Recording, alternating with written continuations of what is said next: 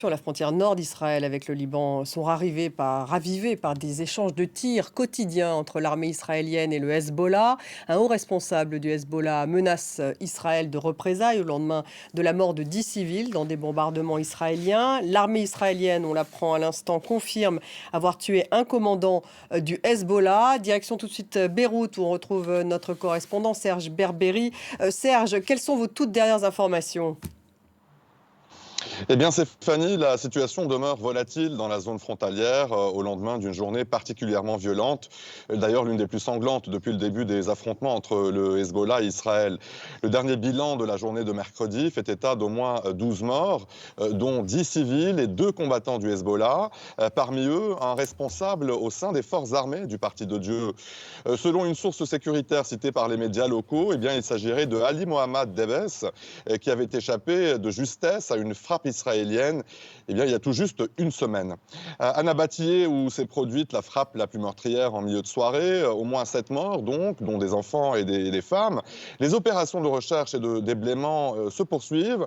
Un enfant a été trouvé vivant dans les décombres de l'immeuble visé par Tsahal un peu plus tôt aujourd'hui.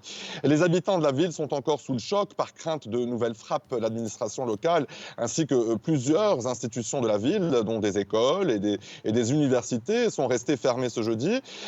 Et dans la zone frontalière, des échanges de tirs par intermittence ont été enregistrés. Des frappes israéliennes particulièrement violentes ont été signalées dans les casas de Tyr et de Marjayoun.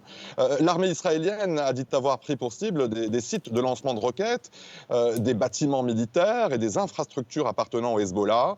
Des frappes en représailles à des tirs de roquettes du Hezbollah contre des infrastructures et des positions de Tsahal situées aussi donc près de la frontière. Le Parti de Dieu a d'ailleurs affirmé ce jeudi que la frappe à Nabatillé ne restera pas sans réponse. Depuis le 8 octobre, au moins 177 personnes ont été tuées au sud du Liban, selon le ministère libanais de la Santé. Serge, les réactions de la classe politique libanaise se sont également multipliées. Effectivement, le chef du gouvernement, Najib Mikati, a demandé ce matin au ministre des Affaires étrangères de déposer une plainte contre Israël auprès du Conseil de sécurité de l'ONU après la frappe meurtrière à Nabatillé. Dans un communiqué, eh bien, il a dénoncé la poursuite des frappes israéliennes au Liban, à l'heure où à Beyrouth, à l'heure où Beyrouth et les émissaires occidentaux appellent à la désescalade. Sur les réseaux sociaux, à la télévision, plusieurs responsables libanais ont redit l'attachement de Beyrouth au droit international et aux résolutions internationales, dont la fameuse 1701 du Conseil de sécurité de l'ONU, pour éviter la guerre. Merci Serge. Serge Berberi en direct de Beyrouth.